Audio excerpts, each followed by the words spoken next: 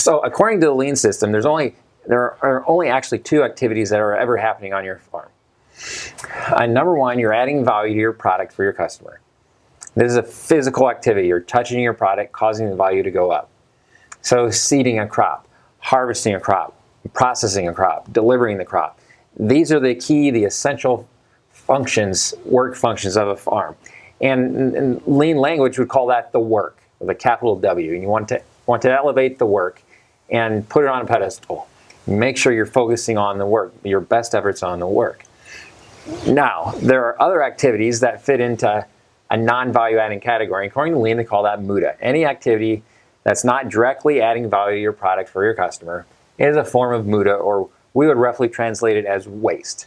It's a rough translation because some MUDAs are not true waste in the sense in how we interpret it. Some MUDAs you have to do. And so you'll see I have on here the spray fish emulsion, cultivator rhubarb, some phone calls I need to make. So these might be tasks that I have to do.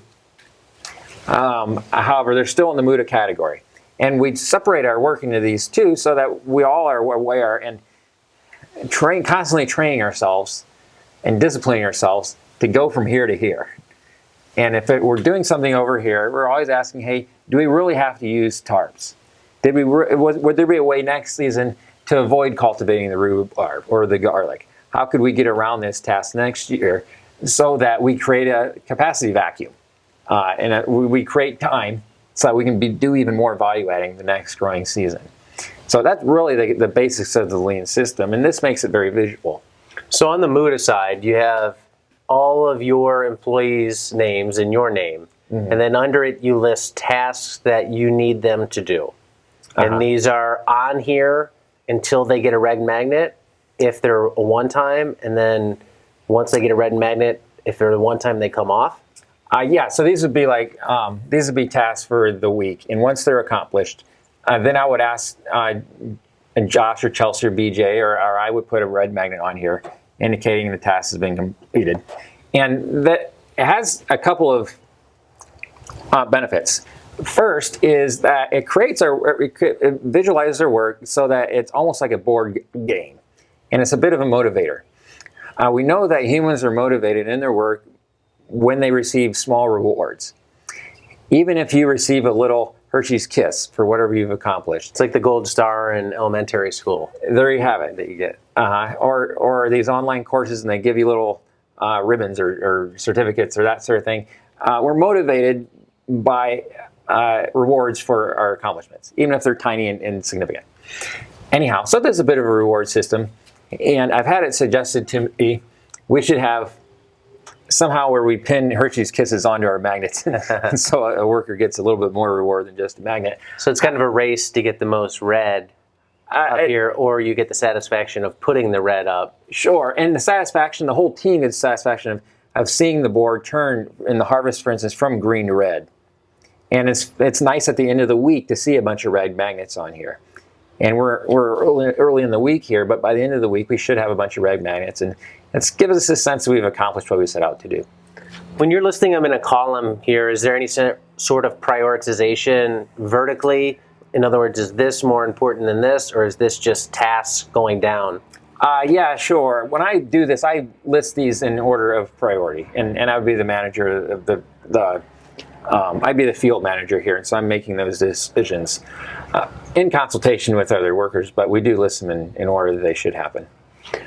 One thing I'm thinking of is there's tasks that need to be done once, and there's tasks that need to be done, say, weekly. Weekly might be weeding, once might be harvest the rhubarb, and that's the one harvest we're ever going to do out of it. If you have a weekly task up here versus a one-time task, is that just blended in terms of priority order? Or in other words, something that's ongoing, does that just get blended in here? I'm trying to think, if I was doing this, would I want the always to-do tasks up at the top, and then you have the more one-offs lower on the list? Yeah, you certainly can. And I've seen workplaces organize their work in that fashion. As it turns out, we are a highly diversified farm with 4 seasons that are very different from one another. We actually have very few tasks that are repeated one week after the next. we'd have a few, but for the most part, our work changes pretty rapidly. And so this works well for our system and type of work we do. But if you have a workplace that is more consistent, for instance, on animal farms, see an example of these on Swedish hog farms, for instance, where the feeding regimen is very consistent. Yeah. And then they would have a task. In fact, they delineate it down to the minute.